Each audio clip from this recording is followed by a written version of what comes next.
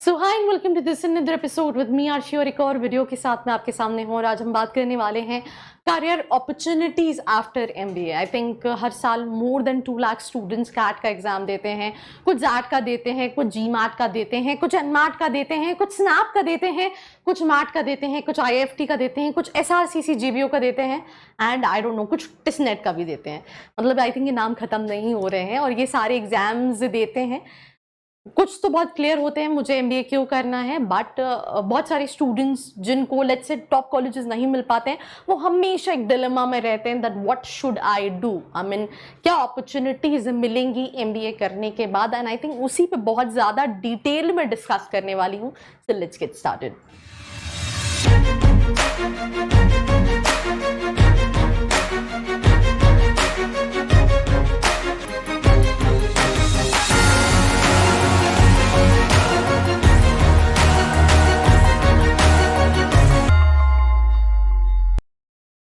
सबसे पहली चीज़ I think content पे जाने से पहले मैं कुछ इंपॉर्टेंट चीज़ों पर डिस्कस करती हूँ। मेरे पास बहुत तरह के स्टूडेंट्स आते हैं।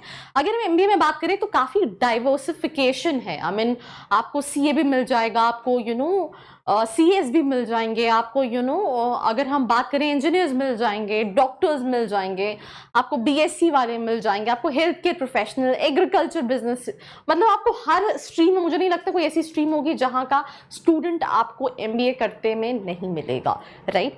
उसका रीज़न क्या होता है कि हम अंडर ग्रेजुएट में हमें लगता है कि यार मुझे नहीं मज़ा आ रहा है, यार मुझे मैनेजमेंट की फील्ड में, कॉर्पोरेट वर्ल्ड में काम करना है। तो by doing MBA they can opt for opportunity. Specially मैंने ऐसे भी स्टूडेंट्स देखे हैं जो कई साल से गवर्नमेंट जॉब की प्रिपरेशन कर रहे थे, नहीं हो पाया, they come and opt for MBA.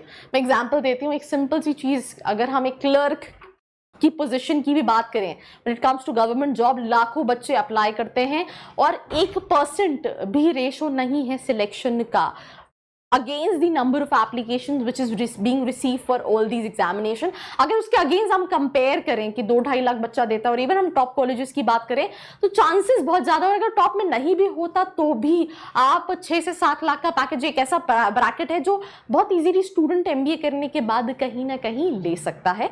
तो यहाँ पे पहले तो कुछ पॉइंट्स हैं एमबीए करने के बाद क्या रीजंस होनी चाहिए। आप एक सैलरी जंप मिलता है डेफिनेटली। बहुत सारे स्टूडेंट्स मैंने देखे, they working with Byju's, they working with TCS, Infosys, Wipro.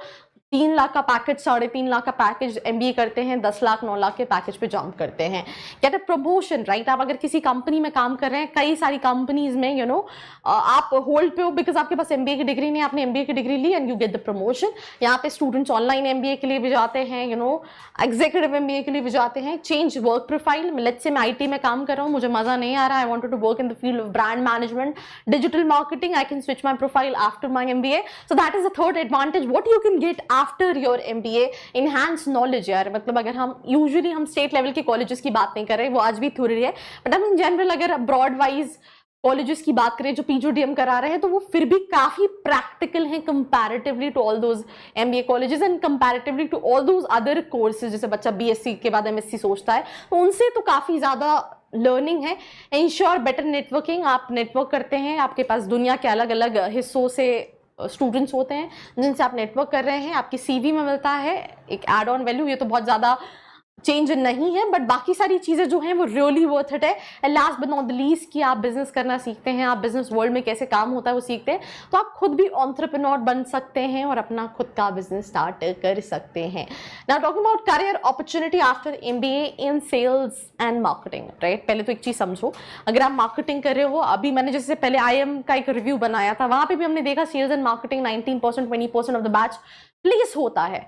तो सेल्स एक ऐसी चीज है, मार्केटिंग एक ऐसी चीज है जिसमें सेल्स रहता है, तो हम उससे बच नहीं सकते। We just need to check it out कि सिंपल सी चीज़ है कि हर चीज़ में अब आप कॉलेज में जाके कैसा परफॉर्म करते हो ये आपके ऊपर है। तो आप ब्रांड मैनेजर की प्रोफाइल पे आप marketing manager, marketing research analysis, sales manager, product manager, media planner, internet marketing manager, ऐसी कई सारी प्रोफाइल्स पे अपनी एमबीए के बाद काम कर सकते हैं, जिसमें आपके पास इवन अगर आप कंसल्टिंग में भी जाना चाहते हैं तो कंपनीज मार्केटिंग के लिए भी उन्हें लोग चाहिए होते हैं, तो आप इवन उसमें भी जा सकते हो। तो these are the all options what you can opt for it's not about कि आप सिर्फ सेल्स का काम कर सकते हैं, अगर आप इंटरेस्टेड हैं तो आप ब्रांड मैनेजर की प्रोफाइल पे भी काम कर सकते हैं, मार्केट रिसर्च एनालिस्ट की प्रोफाइल पे भी काम कर सकते हैं। तो ऑल इन ऑल आपके पास काफी सारे ऑप्शंस हैं। तो ये तो हो गया मार्केटिंग एंड में sales, right. Then MBA in finance की हम बात करें तो कैसा लगा रिश्ता आपको?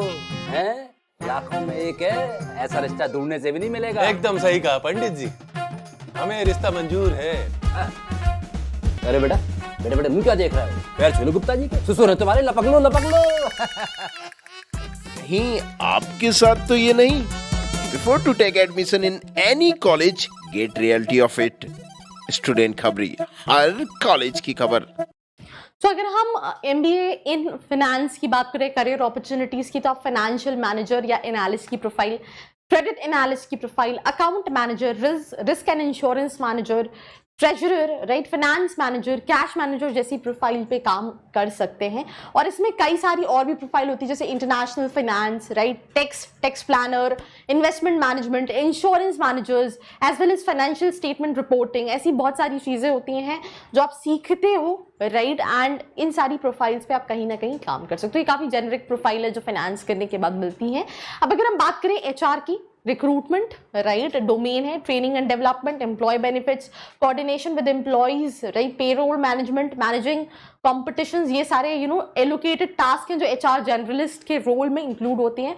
ज़्यादातर प्रोफाइल है वो कहीं ना कहीं एचआर है, मतलब आप हायरिंग या तो फिर आप किसी के अंदर काम कर रहे हो या फिर आप उसके लीड एचआर मैनेजर हो।